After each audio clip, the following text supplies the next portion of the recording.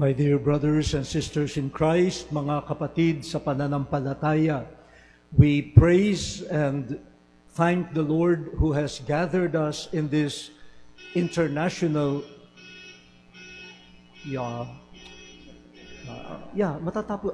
okay. Sisimula pa lang ako, pinatatapos na ako. Okay lang. Ano ho ba yung sinasabi ko? Nagpapasalamat tayo sa Panginoon, no po, who has gathered us in this beautiful international shrine dedicated to Our Lady. Our Lady under her title, Our Lady of Peace and Good Voyage. I would like to thank our dear Bishop, His Excellency Bishop Ruperto Santos, for this invitation to celebrate Mass with you and to share some reflections on Our Lady as the model and our inspiration, especially during this Jubilee year dedicated to the theme, Pilgrims of Hope. At magandang-maganda po kasi ang ating mahal na ina dito sa Antipolo ay ating tinuturing bilang ina ng kapayapaan at mabuting paglalakbay. At yun po ang hinahanap natin sa taon ng Hubileo, na tayo ay makapaglakbay, pilgrimage, patungo sa pag-asa. At naglalakbay na taglay ang pag-asa. At yan din naman ang ating pag-asa, ang kapayapaan. So the title of Our Lady and the theme of the Jubilee year really blend together. Let me start my reflection on the gospel. It was one of the first signs performed by Jesus to indicate who He was and to reveal His mission to the people. He chose a wedding banquet. Pwede hong malaman ilan sa inyo ang may asawa? Wow. Do you remember the day you got married?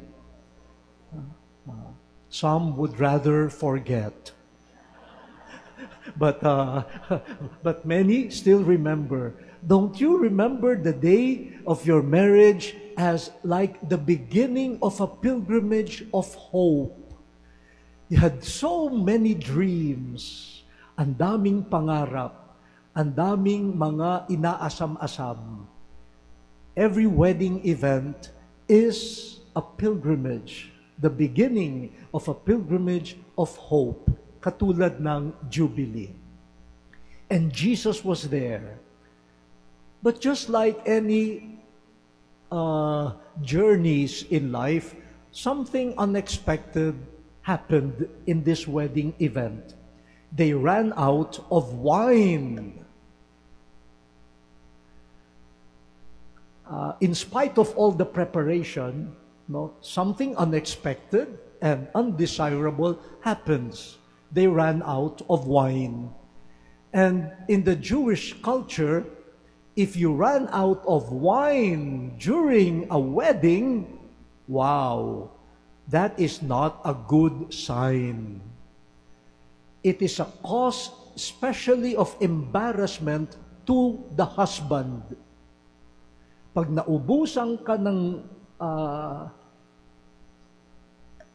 alak sa kasal, parang sa atin sasabihin, nako, nagsisimula pa lamang, meron ng hindi maganda. Parang nasisira na yung kaligayahan at pag-asa. At lalo na, kahihiyan yan para sa lalaki na nag-aasawa.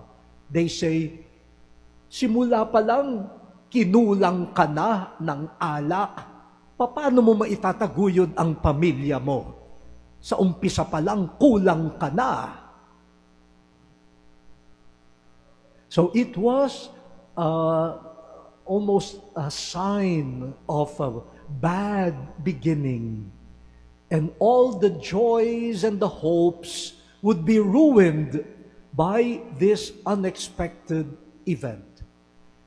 And Our Lady was there. Our Lady was there with the couple in their joy. But Our Lady was there, also sensitive. She saw the need. She went to her son.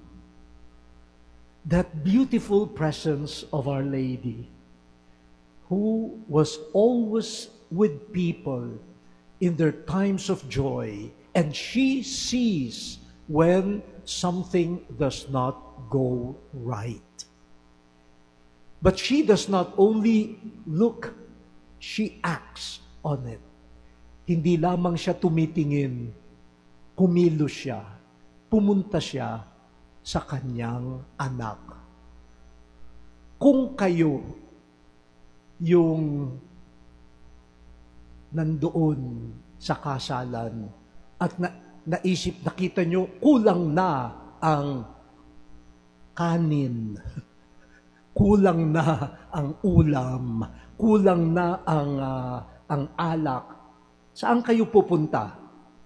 Tawag sa caterer, pwede bang humingi pa ng konting kanin, punta sa tindahan, baka bukas pa, baka meron pa doong alak, meron pa doong beer, o punta sa ano tawag doon, yung mga na fast food, baka meron doong mga ihaw-ihaw, sige, pakyawin na, ganyan. Ilan ang pupunta kay Jesus? Diyan tayo kaiba sa mahal na ina. Hindi restaurant ang pinuntahan niya. Hindi tindahan ang pinuntahan niya. Hindi yung nagtitinda ng alak ang pinuntahan niya. Ang pinuntahan niya ang kanyang anak na si Jesus. Actually, ngayon pwede na akong tumigil At sabihin ko, sige, magnilay na tayo. No? Pero maganda. When she approached Jesus, presenting the need, the response of Jesus was mysterious. Woman, how does this concern you nor me? My time has not yet come. I don't think Jesus was being disrespectful, but Jesus was also instructing his own mother, Mary, about his mission. Who determines the time of Jesus? Who determines his mission? Only the Father in heaven. Not any person, no matter how close that person may be to him, like the Blessed Mother, but it is the Father in heaven who tells Jesus, this is your hour, this is your time. And Our Lady, kung mga iba-ibang nanay yon, siguro sasabihin, aba, pinalaki kita. Humihingi lang ako ng ganito. Di mo ako mapagbigyan. Iba ang mahal na ina. She respected the will of God the Father. So she did not fight with Jesus. She instead went to the servers and said, do as he tells you. Just listen to my son. He will indicate the way. And the miracle happened. We are all familiar with this story, but it's a beautiful gospel message today as we reflect on our being pilgrims of hope. What the gospel depicted to us is something that we experience in daily life. We have plans, we have projects, we have dreams, but unexpected difficulties may come. How do we respond? Yan po. May I continue? Kung gusto ninyo, okay. So, kasi ano lang ho yun, introduction pa lang yung nasabi ko eh. Oho. Pag sinabi niyong hindi, edi hanggang introduction lang tayo. No? Okay. Hindi ho, ano na yun ho yung first point. No? Yun ho yung first point. Na balikan natin yung gospel at ang ganda-ganda na ng sinasabi tungkol sa pag-asa. The second point is, we ask ourselves, what is hope? Ano ba ang pag-asa? And we are talking here about Christian hope, not just hope, but hope as a Christian virtue. Kailan nagiging makakristiyano ang pag-asa? Because many people talk about hope and hoping, but Christianity, the followers of Christ, have a specific understanding of hope, what we call Christian hope. According to the teachings of the church, based on the Word of God, Christian hope is a virtue that God, through the Holy Spirit, pours into our hearts. That's the first characteristic of Christian hope. It is a theological value. It's a theological virtue. It comes from God. It is not produced by any human idea, any human desire, or any human project. Christian hope comes from God. And it is a virtue that purifies and orders, purifies, nililinis, at isinasaayos the human quest for happiness. The human desire to continue in the midst of struggles.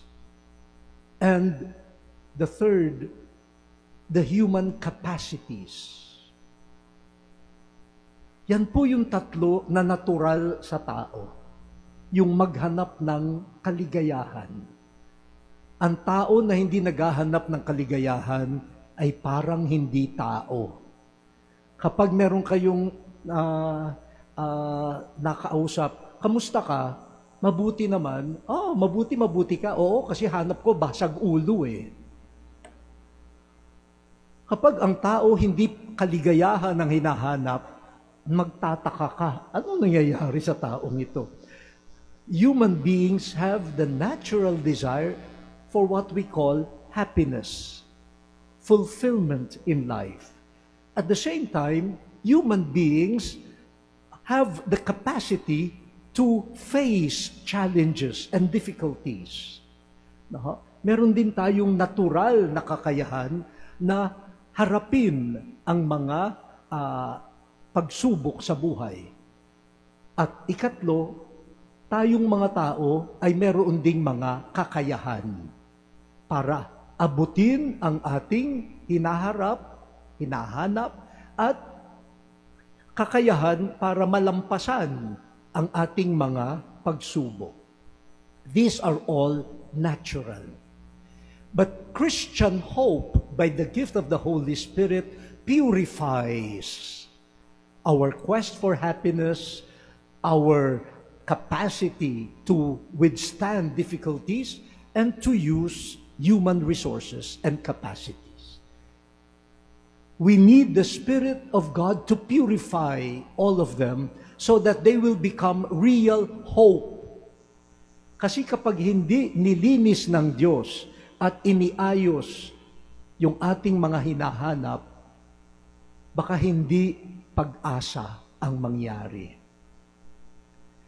When God orders our happiness, our patience and strength and capacities, God makes us or directs us to the kingdom of God. The resurrection of Jesus, the gift of the Holy Spirit, as the source of happiness, of strength, and real capacities. So that the object of happiness is the kingdom of God. At walang makapapantay sa paghahari ng Diyos sa kaligayahan na maibibigay ng mundo. And strength in the face of difficulties, galing yan sa pinagdaanan ni Jesus, who died but rose from the dead. His resurrection gives us strength to face trials. And our capacities, not just human, the Holy Spirit will do what we cannot do. God purifies our search for happiness, our capacities to face difficulties, and our natural capacities into hope in the kingdom of God, hope in the resurrection from the dead, hope in the Holy Spirit. Diba, sa ating creed, sinasabi natin, I believe in the Holy Spirit, the Holy Church, the communion of saints, the forgiveness of sins, the resurrection of the body, and life eternal. Amen. Yan ang hope.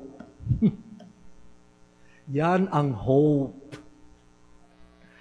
And our happiness, our strength, our capacities must be directed to them. Eto na. Sa mundo natin ngayon, pati na tayo, ano ang nagbibigay kaligayahan sa atin? Oh, by the way, last day of the Christmas season today. Kaya, pwede pang Merry Christmas.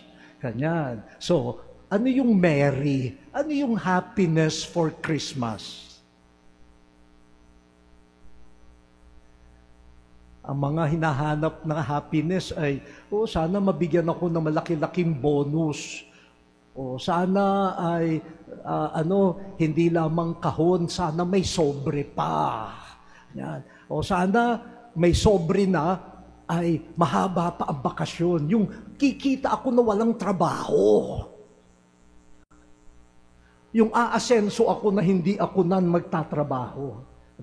All these forms of happiness that the world dictates on us. And because of false promises of happiness, we rely not anymore on the happiness of eternal life, but we rely on what the world, the passing world, gives us as happiness. But they are passing, lumilipas. Kaya, sa halip na maging stable, hope gives stability, nangyayari, frustration ka ng frustration. Pag hindi mo nakuha yung nagbibigay ng kaligayahan sa iyo, at hindi ka nakakapit sa paghahari ng Diyos, you will be frustrated rather than hopeful. Araw ng Pasko, galit na galit kasi hindi natanggap yung kanyang hinahanap. Hindi pa ba sapat na si Jesus ay isinilang at kapiling natin? Is Jesus' presence not enough?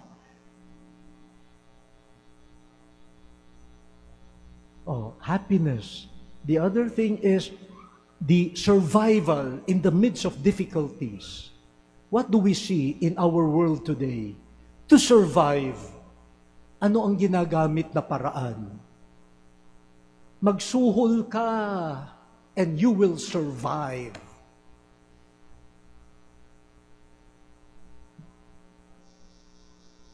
Gamitan mo ng blackmail and you will survive.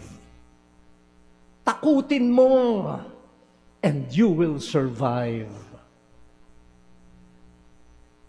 And so we hold on to those capacities. Later on, anong capacities ang ginagamit? Weapons, armas, baril, bomba.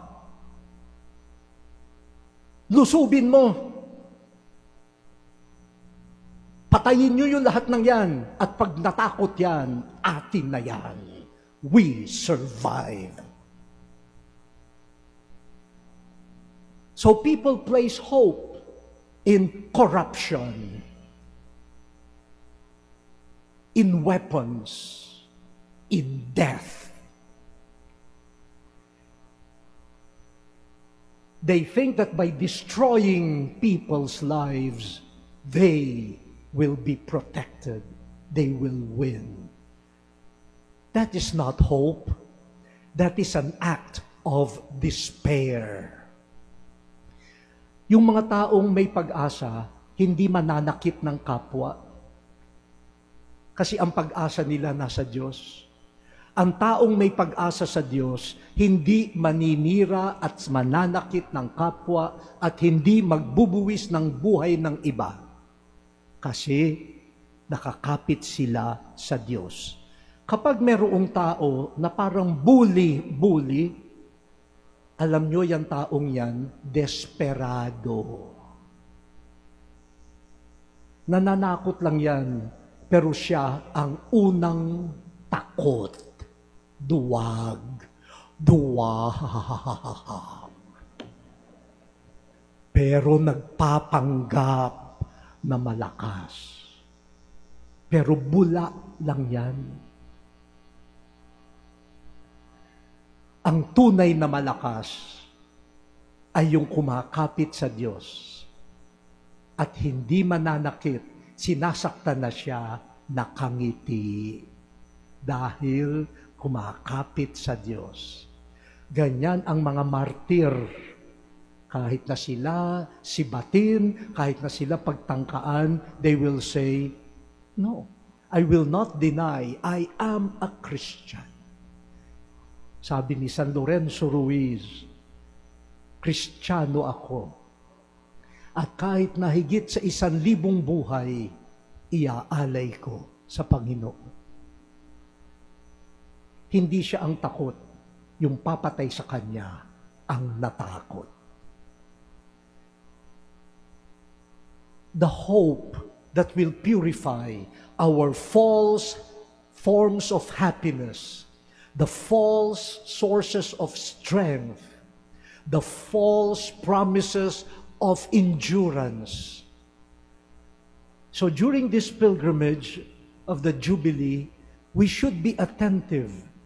Are we journeying with false happiness, with false security, with false capacities? Ang lahat ng uwi ng falsehood na yan ay gulo at pagkasira. That's why when we come here to visit Our Lady of Peace and Good Voyage, I think she is teaching us real hope. She had her dreams to be married to Joseph. Nakaplano na siguro yung kanilang buhay. Ganong kalaking bahay ang itatayo mo, Joseph? Ilang kwarto ba? Ilang anak ba ang gusto mo? Mga Israelita tayo, 12 tribes of Israel. Siguro meron na silang mga plano. But then God came through an angel. And look, she trusted in the words of God through the angel. Let it be done to me according to your word. She also told the angel, how can this be? I cannot be a mother. I have not lived with my husband. The Holy Spirit will do this, not your natural capacities. The Holy Spirit will do this. And she believed. She found many difficult moments in life. There was no room in the inn when she was about to give birth. And then the baby was the target of the anger of Herod. So they became refugees in Egypt. At the age of 12, Jesus left them in the temple.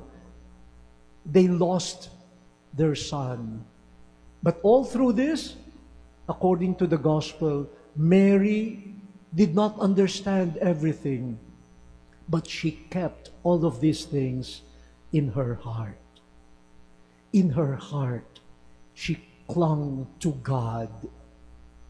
And maybe standing there at the foot of the cross of Jesus, she was wondering, is this the king that the angel promised to me?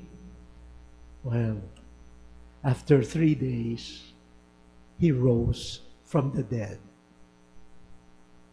This is hope. Hope does not mean life will be problemless. Hope does not mean difficulties will disappear.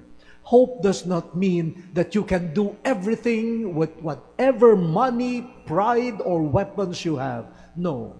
Hope means you order your happiness, your patience and strength, and your capacities according to the will of God, eternal life, and the promise of Jesus. When we do that, we will find peace. So Our Lady is telling us, you want peace? You want a good voyage in life? Learn how to hope. Real hope.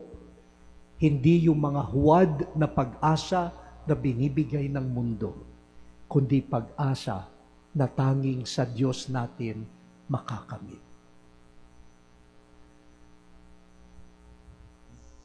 Bago kayo mawala ng pag-asa, ititigil ko na ito. Baka, sabi nila, buti naman. Pasensya na ho, iba ang narinig ko. Okay po, no? So, ituloy niyo ho ang pagninilay. Kasi po, dapat ito conference. Medyo naiba ho yung aking oras. Kaya sabi ni Bishop, pagsamahin na natin yung conference mo at yung homily. Kaya medyo combined homily and conference. No po. Pero doon pa rin umuwi, ano ba ang kaligayahan mo? Saan nanggagaling ang lakas mo? Sana, katulad ni Maria, masabi natin sa Diyos, sa Kanyang salita, sa Kanyang pangako, sa Kanyang paghahari, at sa muling pagkabuhay ng aking anak at muling pagkabuhay nating lahat.